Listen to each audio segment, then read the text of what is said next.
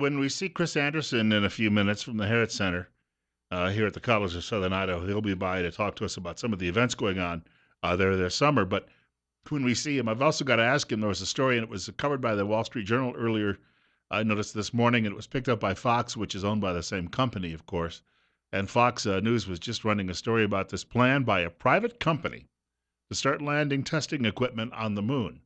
And the government says, fine, go ahead, because the U.S. government simply can't afford a space program, at least not the program that we were accustomed to when we were kids. Can't afford that any longer. I half expected to see Michio Keiko on TV talking about it. He wasn't. I only bring up his name because he's the only fellow any longer who's on television more often than Donald Trump. 7 minutes after 9 o'clock, Bill Colley with you on Top Story on News Radio 1310, KLIX, and NewsRadio1310.com. We're at 70. We have had somewhat of a temperature inversion this morning where it was not raining. I went and I looked outside. It did not rain, but we had the temperature take a quick dive. Dove by 8 degrees in just a matter of a couple of minutes, so there must be some quick change in the air or the atmosphere, perhaps directly around the radio station. There is a piece today that I would highly recommend if you don't read The Resurgent. That's Eric Erickson's website. Some people out there won't read it any longer because, well, he doesn't like Donald Trump, so therefore I don't like to read things I don't agree with because I think being closed-minded is the best way to be a well-informed American. Well, he does not like Donald Trump. Of course, he doesn't like Hillary Clinton either. And we reached a point in this country where even people on the right can't agree with each other and therefore refuse to talk with each other. It was when I was at the convention in Nampa the other day, the Republican convention, and we got to hear Buck Sexton talk, who was going to be doing some fill-in this week for Rush Limbaugh, we should point out. Sexton works for The Blaze, which is Glenn Beck's outfit. The Blaze, of course, Beck himself is highly opposed to Donald Trump. But Sexton isn't. And Sexton was pointing out a lot of people who are old friends simply aren't talking any longer because of all of this. It's like, look, folks, just because I'm not, beating the drum for Trump every day, I still want him to beat Hillary Clinton. I'll point that out. But I understand the people out there who they haven't come to a level of trust with the man yet. Well, the writer says, Steve Berman, he's a writer for Eric Erickson's The Resurgent, theresurgent.com if you'd like to look it up. Steve Berman grew up apparently in a household much like mine where he talks about how racism in the North was somewhat of a casual thing. That is, nobody really hated anybody because of their ethnicity, but they used words, the N-word, and threw things around like that, almost as if they, as if it didn't seem to them that they were, that was at all racist. It was just common. People were using that language, mainly because they didn't know a lot of people without color. And he brings that up and says, but we got over that period in time. He said, it's like the Israelites who had to wait it out before they got to the promised land. We pretty much have, that generation has grown old and they've passed on and we've moved beyond that. But he said, we're in a different situation now. He said, number one, Trump is being called racist because of some of his comments about a judge who's hearing the case about Trump University. And anybody on the left says he's racist simply because he wants to build a wall to protect this country, which the government, we should point out, authorized way back in 2006, and then just, your typical promise, well, we'll get a few votes out of this and then we won't do anything. 70 right now. Bill Colley with you at 10 minutes after 9 o'clock on Top Story on News Radio 1310, KLIX, and NewsRadio1310.com. But Berman also says that a lot of this got started with Barack Obama because Obama believes that, that Whitey needs to pay, that we have to have reparations. And he said if it wasn't for Obama being heavy-handed about this situation over the last several years, perhaps we would not have seen the rise of Trump.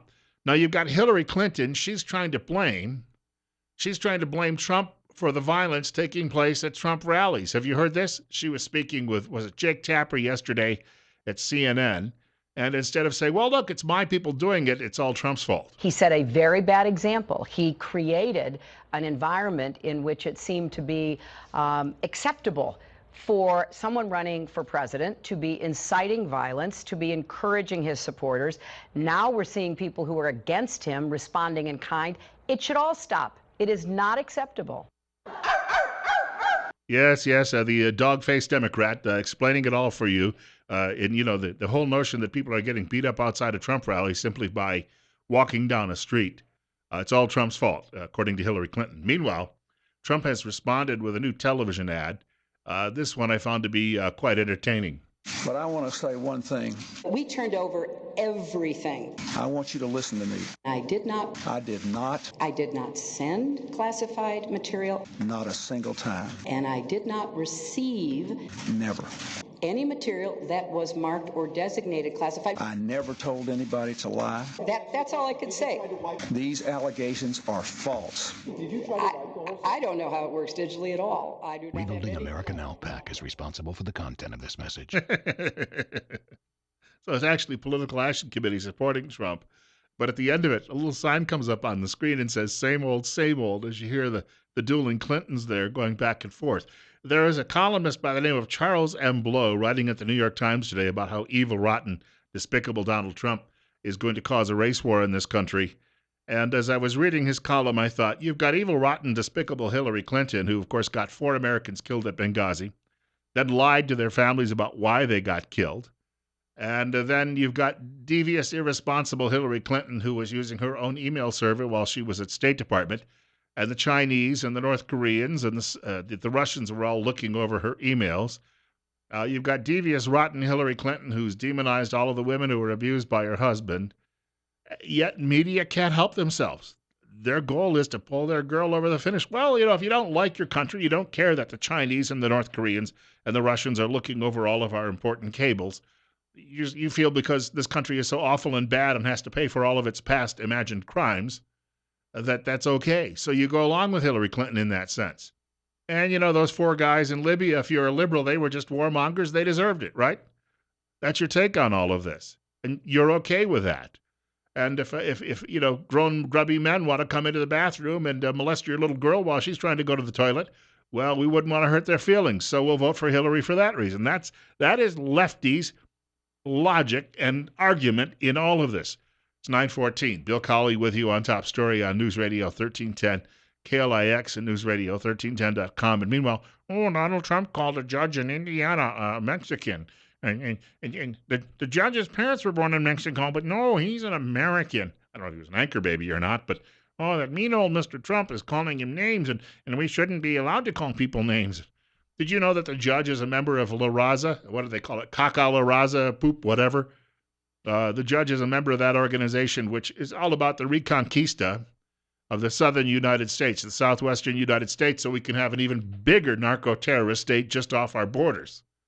This is Trump responding to all this with Brian Kilmeade this morning on Fox and Friends. If you're running for president and you're running against somebody who's about to get the nomination and you're trying to outline why you'd be a better president, why would it be to your best interest, to your campaign, to your party's best interest, to focus on a case that's not going to come to trial till after the election? I don't, except they bring it up, and when they bring it up, I respond to it, Brian. But I respond to the bad economy. I respond to a lot of things that are going wrong in this country. I respond to the very crooked and dishonest big league, maybe criminally dishonest, the Clinton Foundation, with the money they took in, the horrible money they took in, and then he goes around or she goes around and makes speeches, and the favors that were done.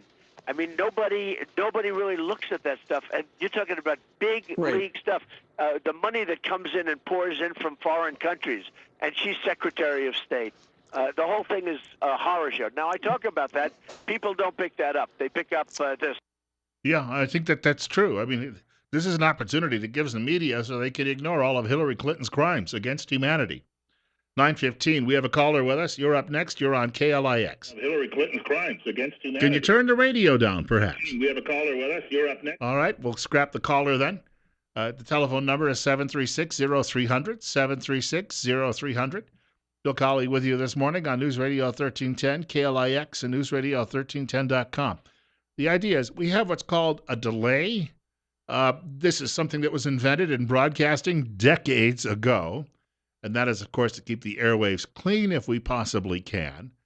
So if you're calling the radio program, you should likely listen to the host on the telephone, which is in real time versus listening to the host and giving the host feedback over the radio. But I thought we've discussed this only 600, 700 times on the air. Why would it sink in with anyone? But let's move on. Donald Trump, of course, talking about his comments about the judge in this particular case, while he joined Fox and Friends on the Fox News Channel this morning. This is just a small civil case. This is not a big deal. I mean, believe it or not, this is not a big deal. They make it a big deal because of me. as far as other people are concerned. And I'll win the case. I'll win the case very easily. It goes before a jury. The good news is I go before a jury. But it shouldn't even be a case. This case should have been thrown out on summary judgment. And if somebody else were there, Right. this would have been thrown out on summary judgment. As far as Newt is concerned, I saw Newt. I was surprised at Newt. I thought it was inappropriate what he said. Newt Gingrich, who many thought would be Trump's choice for vice president, criticized Trump over the weekend, saying, "Oh, you shouldn't talk that way. We're not going to get you're not going to get the Latino vote anyway, okay? Because the Democrats have gone out there and said, look, yeah, we'll bring all of your distant cousins across the border, and we'll give them a free lunch too. So they're all going to vote for Democrats already. You got that? The whole notion that this will destroy the country is beyond them. But as I say, if we just turn it into one big North American narco-terrorist state, they'll be happy with that apparently too. I'll tell you something. I brought this up a couple of weeks ago. Maybe I can repeat it. I have Irish ancestry. I had among two grandparents. So let's just say this, that the composition of my genetic makeup is mainly Irish. A little German thrown in there and a little Scottish too as well. But right now, if somebody told me that people were sneaking into the country across our borders in the middle of the night from Scotland and Ireland and Germany, I would not sit here and say, oh, well, it's mean-spirited to send them back or arrest them. No, we need to let them all stay here, and then we need to let them all go down to social services and sign up and take more of my tax money because it would be mean and it's racist to send them back. I wouldn't say that. I would say, look, I want someone to protect my country. Here's a question for all of you Latins out there listening today. Why do you believe that we should eliminate the border and dumb down the country in an economic sense, bring the country to an end, so you can all get a free lunch, at least until the lunch runs out? And then when the lunch runs out, then what? Are you going to go out and riot in the streets and burn more American flags and wave the Mexican flag and bring all of the drug cartels north to take over and we'll live that way for the remainder of time? Because you've got to understand, from my perspective, that's what I see. For all of your talk that, oh, this is being racist, that you won't allow us to come across the border and take over your country because that's the right thing to do. No, why don't you look at it from my perspective? My perspective is you're trying to destroy my country. And I've had enough. I didn't start out as a Donald Trump backer, but you know what? I don't care what he says about people at this point. If he can stop that bleeding from going on, I'm voting for him. We expect Chris Anderson from the Herod Center to be joining us this morning as well. On News Radio 1310 and News Radio 1310 KLIX, it's 20 minutes after 9 o'clock. 70 right now. Bill Colley with you until 10 o'clock today on Top Story.